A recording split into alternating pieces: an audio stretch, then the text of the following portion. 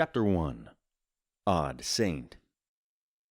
My name is Detective Thomas Nolan, and I am a saint. This is neither boasting nor an exaggeration.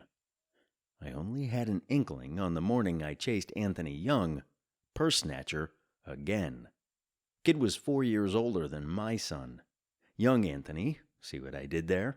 A 20th time offender, had upgraded to double duty. On this day, both snatching the purse as well as the iPhone of Melinda Jones. Melinda was one of the many careless New Yorkers who are so deep into their phones that they barely registered oncoming traffic. To heck with noticing a thief running up on them. My radar was already up after Anthony bumped against me as he brushed past. I didn't bother checking for theft. I had nothing in the pockets of my tan overcoat, and my pants pockets were out of the reach of even a skilled thief. I merely continued my morning offering as the Opus Dei had taught me, and was about to go into the Our Father. Then Anthony charged forward, sweeping Melinda's purse from her shoulder and plucking the iPhone from her hand. It was the latest model, over $1,000 worth of technology in one easy-to-steal package. Obviously, Anthony didn't see the all-caps NYPD emblazoned in gold letters on the front and back of my policeman blue baseball cap. To make matters worse, for him, was that he did this in front of the mental health court for Queens, heralded by the black wrought iron fence about 10 feet high, which was serviced by the NYPD as their security. Further down the block was a housing community with its own private security. In short, there was no real way that Anthony was going to get to the end of the, admittedly very long, block. I was still under an obligation to chase the idiot. "Freeze! Police!" I barked before I took off after him. As expected, it made him run faster, but he obviously heard me, so he had his fair warning. I pounded along the pavement behind Anthony, who was built for speed over anything else. He was short and slight, but he could run. I was bigger, a bit over 6 foot, and broad in the shoulders. Every big man will tell you one thing. Running was just a great way to destroy your ankles and your knees if you do it right. I was a lumbering truck chasing after a motorcycle, but the moment Anthony ran out of gas, the impact would be similar. As I ran, I mentally recited the Our Father and was on the Hail Mary when the strangeness happened. Suddenly, I could see myself ahead of Anthony, while at the same time standing in front of him, I saw myself chase behind Anthony. It was a strange, vivid experience, with each view of Anthony as clear as the highest definition television, with almost more clarity than real life. It was odd, but I was also too busy to ponder it. I held out an arm, leaned into it, and Anthony just ran into my arm. He clotheslined himself so hard his feet left the ground. I swept back under him as fast as I could, catching him just before his head hit the concrete. It wouldn't do for him to have brain damage over a stolen purse. It wasn't like he had any gray cells he could afford to lose. I smiled into his face. "Hi, Anthony. Would you like to tell me your rights? We've done this dance too often." He merely smiled widely and shrugged, even as I hauled him to his feet. You win some, you lose some. Still ain't gonna serve any jail time." Anthony was a poster boy for juvenile recidivism and a great example for anyone who agitates for prosecuting all criminals as adults. He wasn't necessarily a bad kid, but he could use an extended stay in Boys Town, or an overnight in Rikers Island to scare him straight. "It would help if you won any," I suggested. "Can I cuff myself this time?" He asked as I took his wrists behind his back and cuffed them. "Guess not." I rolled my eyes. "Anthony, have you considered that if you want money, you get a real job?" He laughed. "You mean work for a living?" "Hey, that's racist, yo." I shook my head and sighed. This kid was going to give me a headache. Meet me halfway. Find a crime you're at least good at. Melinda caught up to us at long last. She was 48, 4'9", and 180 pounds, so it took her a while. She looked at the perpetrator and frowned. Anthony Young, I should have known. Just wait until I tell your grandma. Wait until I tell Father Pawson. Anthony finally looked concerned. Oh, come on, Mrs. Jones. Do you have to? I don't know it was you. Melinda wound up for a smack to the back of his head, and I twisted him around to put myself between them. Mrs. Jones, you can't do that. I've got him cuffed already. Melinda glowered. Fine, but you take him right to the station. I'm going to meet you there. Taking my stuff. How dare you, Anthony? She stormed off ahead of us, not even waiting for me to hand her stuff back. I pocketed her phone and slung the purse over my shoulder. It was big enough to be a satchel if worse came to worse. How'd you get in front of me anyway? He asked. I don't remember you being that fast. I blinked. That was a good question, to which I didn't have a good answer. I had heard that déjà vu was simply a matter of slow communication between two halves of the brain.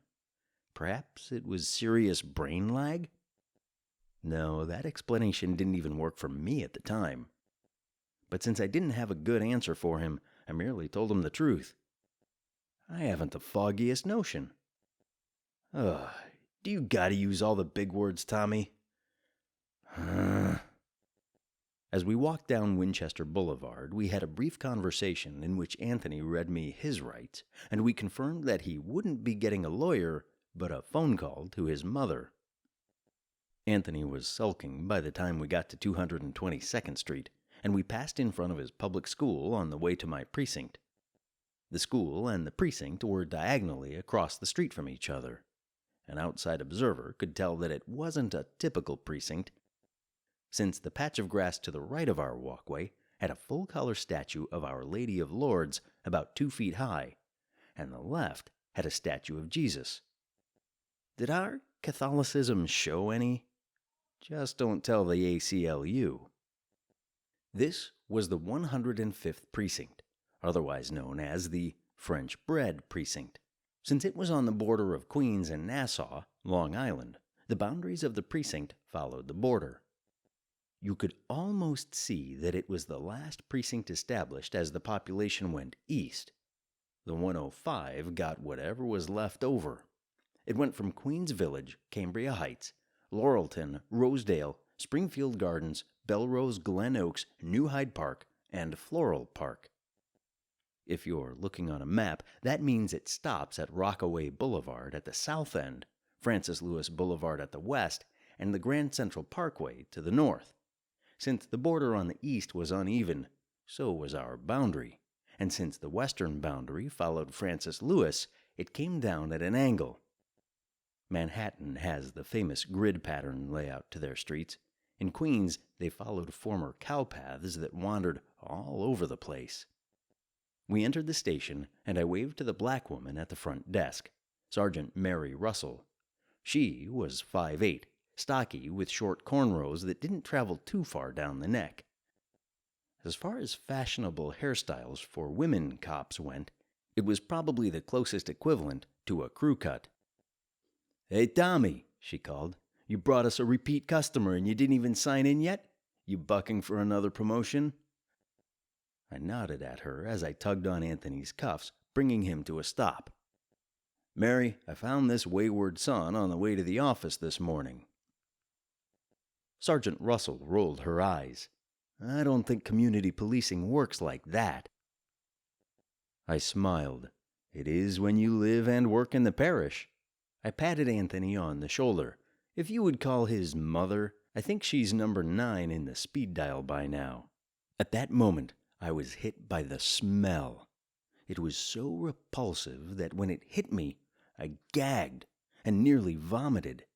It was horrific and ungodly, and those were adjectives I used before I knew the source. If you've ever found a rotted human corpse, perhaps one dredged up from a body of water, then you have an idea of what the stench was like. Then add in rotten eggs, fecal matter, sit and stew on a hot summer day for 6 hours. This was worse. I spun around for the nearest wastebasket, expecting to vomit. I gathered myself together and slowly composed myself, struggling to keep my breakfast down. "Hey, Nolan, you okay?" Russell asked me. I stayed there a moment longer, then straightened and turned back towards her. Even Anthony looked concerned. Hand over my nose, I asked, "Don't you smell that? Smells like something died in the vents and cooked there." Russell and Anthony shared a glance and a shrug. "Nope." I took a slow, controlled breath, then scanned over the station. There wasn't anyone there who appeared that dank, dirty, and unwashed. For someone to smell that bad, the only presumption was that he, she, or it looked like they had slept in the garbage. But everyone there looked relatively tidy. Even one or two of the obvious drunks, red noses, half asleep, barely responsive to the officers with them, looked cleaner than I expected for such a repulsive odor. I cautiously moved forward, taking small sniffs every few steps just to keep tabs on the smell. Even that little was unbearable. Anthony stayed with Russell, and I worked my way through the station methodically. Whatever it was had to be toxic, and if only I could smell it, that didn't bode well in the long run for everyone else. If I were going insane, all well and good, but if it was real, things like a generally odorless, colorless gas unleashed in a police station could have all sorts of implications and could end badly all around. The source was what most civilians would picture as a typical junkie, the type who has obviously hit bottom. He was anemic, malnourished, scrawny, and painfully underweight. At 5'8", he may have weighed all of 100 pounds. His hair was black, stringy, and greasy, and his eyes were a pale, watery blue. I couldn't tell if he was about to cry or bite someone's nose off, or just curl up into a ball and die, since he looked close enough anyway. Sunken cheeks, protruding cheekbones, and he hurt to look at. His hands were cuffed behind his back, but the elbows were so bony, I was concerned he could stab someone with those alone. And he smelled like death, decay, and made the stench of garbage trucks smell sweet in comparison.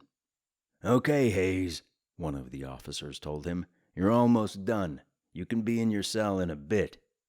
As I approached Hayes, he started, his back becoming ramrod straight. He turned to look at me. His face went from being passive and wishy-washy to a mask of rage. He roared loud enough to hurt my ears and make the cops around him flinch.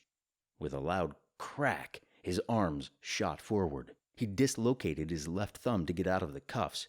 He grabbed the nearest policeman, hurling him across the room with maniacal strength. The cop slammed into a desk, then smashed through a window. The cop behind him grabbed on, and the perp whirled, smacking him aside. He grabbed the cop's nightstick and cut the leg out from under the officer. Hayes whirled on me, bellowing, "I'll eat no on ya!" Then he lunged,